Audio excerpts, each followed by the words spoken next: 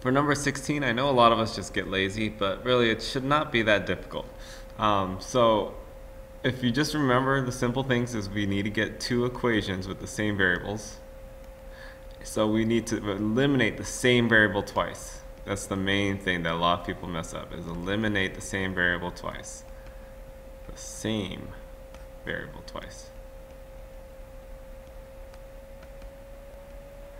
Alright, so which variable am I going to do? Let's see. X's look okay. The y's look easier though, so I'm going to actually eliminate those y's here. So I'm going to do this in yellow because I tend to mess this up a little. So those y's there. And let's see, how am I going to do this? I want to cancel out my y's, so I'm going to choose these two. And I'll also choose these two. So to cancel out the y's here, I'll just multiply the negative one on this one. And let's see what we get for my equation 1. So by multiplying across everything, I get minus 2x minus y minus 5z is equal to negative 6. And just recopying the bottom one.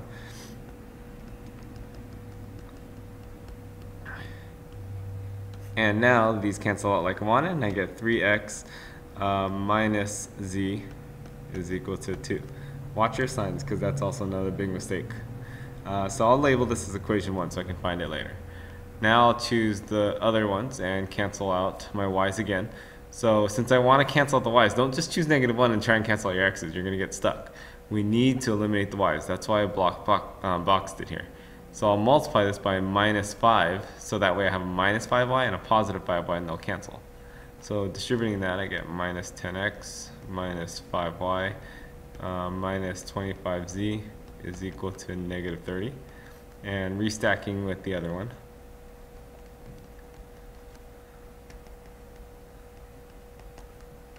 And let's get our second equation. So here I get minus 8x. The y's are gone like I wanted, and minus 18z is equal to negative 26. That's equation 2. Now I'm going to restack those. So I have 3x minus z is equal to 2, and negative 8x minus 18z is equal to negative 26. So I restacked equation 1 and 2. Here's equation 1, here's equation 2. I just copied them straight from here. And we want to eliminate another variable. So if you just try adding straight down, again, you're going to get stuck. You have to now eliminate a variable. And which one do I want to eliminate? Well, let's see. They all look kind of difficult, so I'll just choose the z's, because that way I only have to multiply one equation. And I can multiply this by negative 18, because if I have a negative 18 here, I want a positive 18 there. So multiplying everything by negative 18, I'm going to get negative 54x plus 18z is equal to negative 36. Now stacking it with the other one, negative 8x minus 18z, which are gone like we wanted, is equal to negative 26. And adding these straight down, I get negative 62x is equal to negative 62. So it works out nice where it's x is equal to 1. And I look, well, x is not 2, so that's not the answer.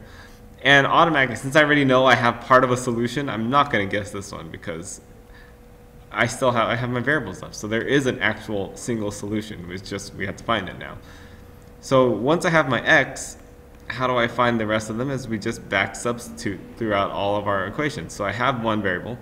I just plug it into one of these now to find another one. So I'll choose equation 1 because that one looks nice and easy. So plugging it into equation 1, I get 3 times x, which is 1. And I solve for z. So I get, if I subtract 3, I get negative z is equal to negative 1. And I get z is also equal to 1. Which I look and it's not that. So my answer must be y equals negative 1, but let's just plug it all in to see and make sure that I actually get that.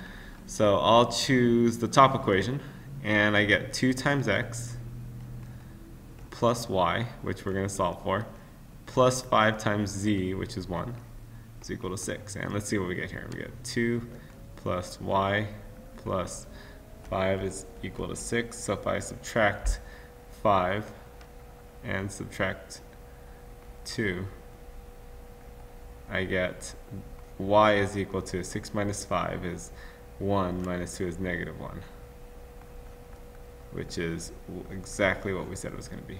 So A again is my answer.